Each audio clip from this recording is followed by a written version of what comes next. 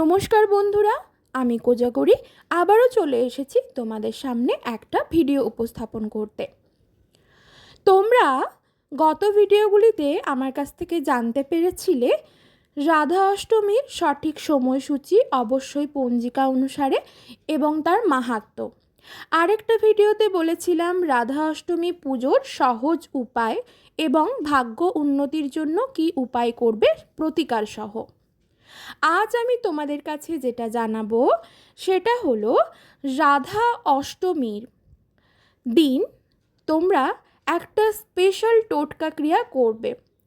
সেটা ভাতের হাঁড়ির মধ্যে এবং যেটা চালের ড্রাম বা চালের কৌটো, যেখানে সর্বদা তোমরা চাল রাখো, যেখান থেকে প্রত্যেক দিন চাল নিয়ে ভাত তৈরি করো, সেইখানে এই ক্রিয়াটা করবে। কিভাবে করবে সমস্তটাই জানাবো, তবে চলো বন্ধুরা তার আগে আমার চ্যানেলের ইন্ট্রোটা দিয়ে ফেলি। যারা ইউটিউব থেকে দেখছো তাদেরকে জানাই আমি ওমের মা চ্যানেল থেকে সবাইকে সুস্বাগতম। আশা করি সকলে খুব ভালো আছো, সুস্থ আছো, আমিও ভালো আছি। আর যারা আমার ফেসবুক পেজ কোজাগরি ঘোষ এইখান থেকে ভিডিওটি দেখছো তাদেরকেও সুস্বাগতম জানাই। ভিডিওটি ভালো লাগলে বন্ধুরা একটা লাইক আশা করব, শেয়ার করো আপনজনেদের সাথে যাতে তারাও এই টোটকা ক্রিয়াটি করতে পারে। এবং যদি তোমার কিছু জানার থাকে তবে অবশ্যই আমাকে কমেন্ট করো, আর যদি কিছু না জানার থাকে তাহলে লেখো রাধাকৃষ্ণের জয় কমেন্ট বক্সে। তো চলো আর বেশি কথা না বলে আসল তথ্যে চলে যাই। ভগবান কৃষ্ণ জন্মগ্রহণ করেন ভাদ্র মাসের রোহিণী নক্ষত্রের অষ্টমী তিথিতে বুধবার মধ্যরাতে। অন্যদিকে আবার রাধারানী ঠিক 15 দিন পর শুক্লপক্ষে অষ্টমী তিথিতে দিনের বেলায় দুপুর 12টার সময় জন্মগ্রহণ করেন। তবে এই দুজনের জন্ম মাসই কিন্তু এই ভাদ্র মাসই ছিল। তাই জন্মাষ্টমী ব্রত আমরা রাতে পালন করি আর রাধা অষ্টমী আমরা পালন করি দুপুর 12টার পর। আসল কারণ হলো এটাই। রাধা অষ্টমী বৃত্তান্ত তোমাদেরকে আগের ভিডিওতে জানিয়েছি। এখন তোমরা পুনরায় দেখতে পাচ্ছ রাধা অষ্টমী তিথি শুরু হবে 10ই সেপ্টেম্বর সন্ধ্যা 6:27 এবং অষ্টমী তিথিটি কখন সমাপ্ত হবে তাও তোমরা কিছুক্ষণের মধ্যে দেখতে পেয়ে যাবে, সেটা বুধবার দিন।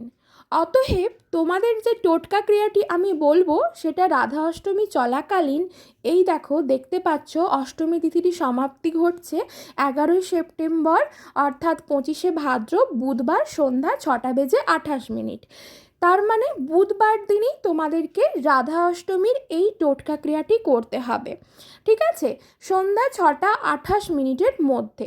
সব থেকে ভালো হবে দুপুর 12টার পর যদি এই টোটকা ক্রিয়াটি সম্পন্ন করতে পারো। কারণ আমি তোমাদেরকে ভিডিও শুরুতেই বললাম রাধারানীর জন্ম হয়েছিল দুপুরবেলা, দুপুর 12টার সময়। তাই আমরা রাধা অষ্টমী ব্রত পালন করি দুপুর 12টার পর, কারণ রাধারানীর পুজোর এটা বিশেষ এবং স্পেশাল সময়, ঠিক আছে? তো এই ক্রিয়াটি করতে হবে দুপুরবেলা দুপুর 12টার পর। কি করবে সেটা বলবো, তবে তার আগে আরও একটা কথা জানাই, সেটা হলো আমরা সকলেই প্রায় জানি ভগবান নারায়ণের অবতার হলেন শ্রীকৃষ্ণ এবং মা লক্ষ্মীর আরেক অবতার হলেন রাধারানী, ঠিক আছে? তো মা লক্ষ্মীকে সন্তুষ্ট করার জন্য রাধা অষ্টমী ব্রত চলাকালীন বা রাধা অষ্টমীটি সময়টা চলাকালীন তোমাদেরকে এই ক্রিয়াটা করতে হবে। অর্থ রিলেটেড যদি তোমার কোনো সমস্যা থাকে সেই সমস্যা দূরীভূত হবে। অর্থ রিলেটেড সমস্যা নানা রকম হয় বন্ধুরা। সেটা ধরো তুমি অর্থ রোজগার করছো, সঞ্চয় করে রাখছো, কিন্তু তোমাকে এমন পরিস্থিতির সম্মুখীন হতে হচ্ছে বারবার যে সেই সঞ্চিত ভাণ্ডারে তোমাকে বাধ্য হয়ে হাত দিতে হচ্ছে। তার মানে অর্থ তোমার কাছে থাকছে না, লক্ষ্মী অচলা, তাই লক্ষ্মী ছেড়ে চলে যাচ্ছে, লক্ষ্মী ছাড়া হয়ে যাচ্ছে তোমার সংসার।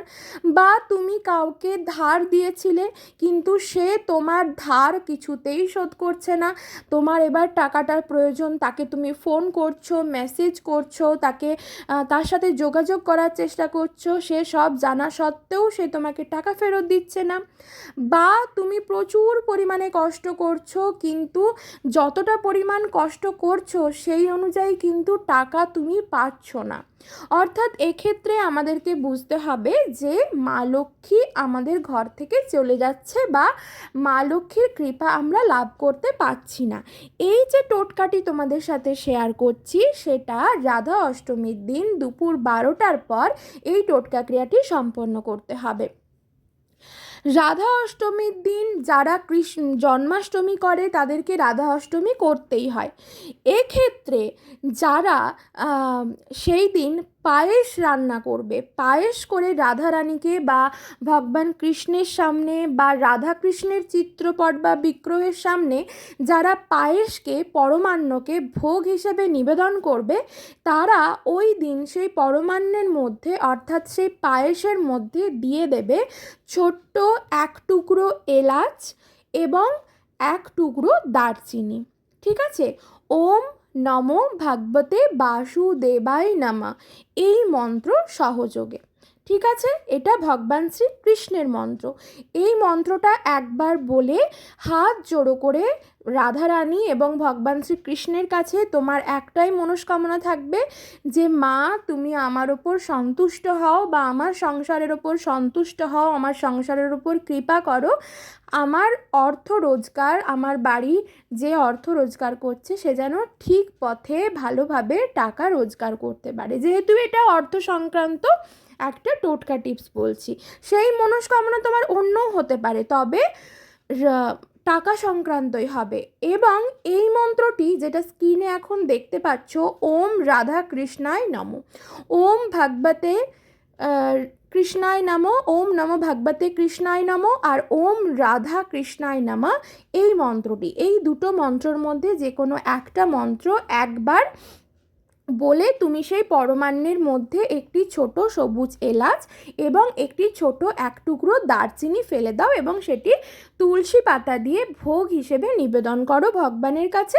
সেইটা ভোগ প্রসাদটা হয়ে গেলে তারপর সেই প্রসাদ সকলকে বিতরণ করে নিজেও সেটা সেবা করো। ঠিক আছে? বোঝাতে পারলাম? এটা একটা টোটকা।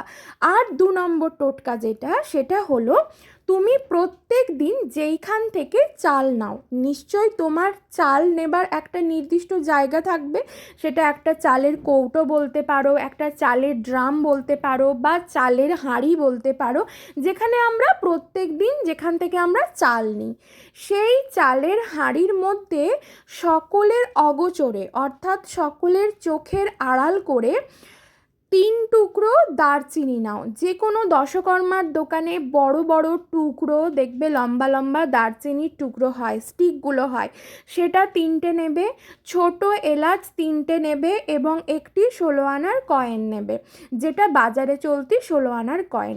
সেই 3টে জিনিস একসাথে নিয়ে যেয়ে হাতে জোড়ো করে রেখে হাত জোড় করে ভগবান শ্রী কৃষ্ণের কাছে বা রাধা কৃষ্ণের কাছে তোমাকে একটা কথা বলতে হবে যে মা তুমি লক্ষ্মী রূপেই তো, লক্ষ্মীর আরেক রূপ তো রাধা, তো আমার ঘরে সর্বদা তুমি থাকো অচলা হয়ে, আর আমার যেন কোনো দিন অর্থ বা অন্ন বস্ত্রের অভাব না থাকে।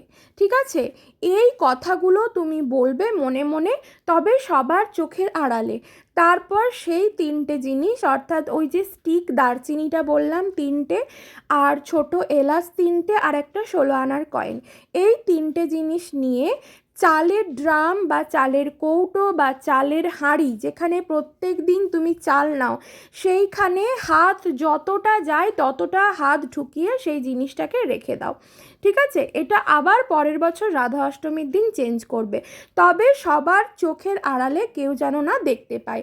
এক্ষেত্রে আরও একটা কথা জানিয়ে রাখি, যদি তোমরা ওই লম্বা স্টিকওয়ালা দারচিনিটা না পাও, সেক্ষেত্রে টুকরো দারচিনিও নিতে পারো। সেক্ষেত্রে টুকরো দারচিনি 3টে নিতে পারো, ঠিক আছে? আরেকটা কথা বলবো, রান্নার জন্য যে গোটা গরম মশলা রাখা থাকে সেখান থেকে নেবে না, এটার জন্য আগে থেকে কিনে এনে রাখবে, তারপর সেটা সেই ভাতের যে চালের ড্রাম বলো, চালের হাঁড়ি বলো, যেখানে রাখো সেখানে করবে, সেখানে রাখবে, তবে সবার চোখের আড়ালে। এই ক্রিয়াটা করে দেখো বন্ধুরা, ভীষণভাবে ফললাভ করবে। অর্থ রিলেটেড যারা নানান রকম সমস্যার মধ্যে ভুগছো, তাদের সমস্যা সমাধান হয়ে যাবে 24 থেকে 48 ঘন্টার মধ্যে। মিরাকেল ঘটবে তোমার জীবনে। সকলে খুব ভালো থেকো, সুস্থ থেকো, সাবধানে থেকো।